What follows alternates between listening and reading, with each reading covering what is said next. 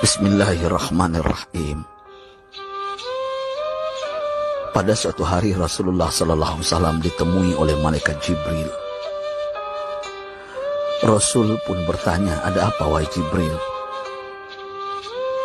Jibril menjawab, "Wahai Muhammad, sesungguhnya hari ini Allah Subhanahu wa Ta'ala sedang mengobarkan nyala api neraka, dan seluruh para malaikat amat ketakutan. Mereka tidak tahu harus bagaimana. Untung aku ingat," kata Jibril, "bahwa engkau Muhammad adalah sumber cinta dan sayang Allah Subhanahu wa Ta'ala kepada alam semesta. Dengan alasan itu aku kesini, bertabaruk mengambil berkah dengan cinta Allah kepada dirimu, ya Rasulullah, ya Muhammad." Rasulullah terdiam beberapa saat, kemudian bertanya lagi, "Wahai Jibril, ceritakan padaku bagaimana neraka itu sesungguhnya." Jibril menjawab, "Wahai Muhammad, neraka itu bagaikan lubang-lubang yang terdiri dari 7 tingkat. Jarak antara satu lubang dengan yang lain ialah perjalanan 70 tahun. Lubang paling bawah adalah lubang yang paling panas." Nabi SAW meneruskan pertanyaannya, "Lalu siapakah penghuni lubang-lubang neraka itu, wahai Jibril? Sampaikan kepadaku, Jibril." Jibril menjawab, "Lubang yang paling bawah diciptakan untuk orang-orang munafik.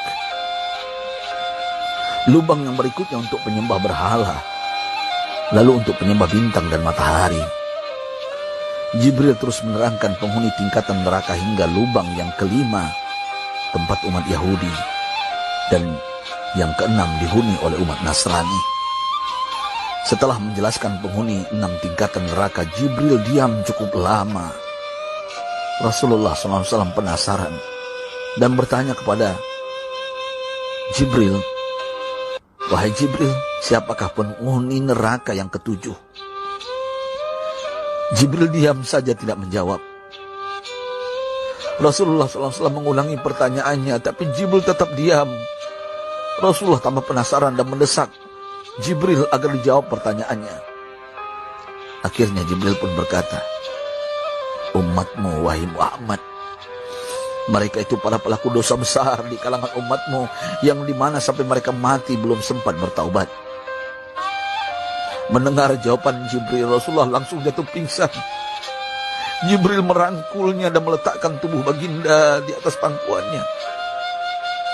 Tak berapa lama Rasulullah SAW sadar dan langsung menangis bersimbah air mata dengan terisak-isak. Rasulullah mempertegas pertanyaannya, "Wahai Jibril, apakah benar ada di antara umatku yang masuk neraka?" Jibril menjawab, "Benar, wahai Muhammad, pelaku dosa besar di antara umatmu yang belum bertaubat." Setelah itu Rasulullah menghadap kiblat dan sujud kepada Allah dalam isak tangisnya. Sesekali dengan suara pelan beliau membisikkan kata-kata, "Ummati ya Rabb, ummati, ummati, ummati." Beliau SAW tidak mengangkat kepalanya dalam keadaan seperti itu selama 3 hari 3 malam, kecuali setiap Bilal bin Rabah mengumandangkan azan, barulah beliau bangkit untuk menjadi imam, dan setelah itu kembali sujud lagi. Pada hari ketiga Abu Bakar menyadari hal ini, beliau mengetuk pintu Rasulullah dan mengucapkan salam 3 kali, namun tidak terdengar jawaban. Abu Bakar sedih dan berseru di hadapan pintu Nabi besar Muhammad SAW, "Apakah ada jalan untuk masuk ke rumahmu ya Rasulullah?" Tetap tidak ada jawaban. Di jalan Abu Bakar bertemu sahabat Umar. "Mengapa engkau menangis, wahai Abu Bakar?" kata Umar. Abu Bakar menceritakan keadaan Rasulullah SAW. Maka Umar pun melangkah menuju rumah Rasulullah dan terjadilah hal yang sama. Umar pun pulang dan menangis. Di jalan Umar bertemu sahabat Salman Al-Farisi. Dengan terisak Umar bercerita kepada Salman hingga membuat dia amat sedih, namun tidak berani mengulangi hal yang sama. Salman melangkah menuju rumah Fatimah radhiyallahu anha dan menceritakan hal itu. Setengah berlari Fatimah menuju rumah ayah tercinta dan mengetuk pintu sambil mengucapkan salam. Mendengar suara lembut putri tercinta, sejuklah dada Rasulullah. Beliau bangkit dari sujud dan membuka pintu. Alangkah terkejutnya Fatimah melihat Rasulullah, ayah tercinta, amat kurus dan pucat. Fatimah memeluknya lalu menangis. Wahai ayah, apa yang terjadi? Mengapa engkau amat sedih seperti ini? Rasulullah kembali menangis dan berkata dengan suara lirik, wahai Fatimah, belahan jiwaku, bagaimana mungkin aku tidak sedih sedangkan Jibril mengatakan akan ada kelak umatku yang akan masuk neraka.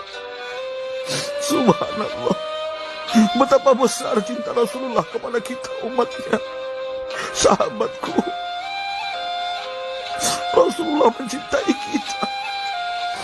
Antaman ma'aman ahbabta, engkau akan berkumpul dengan orang yang kau cintai. Mari kita mencintai baginda Nabi besar Muhammad SAW yang mencintai kita umat yang tidak rela kita masuk neraka.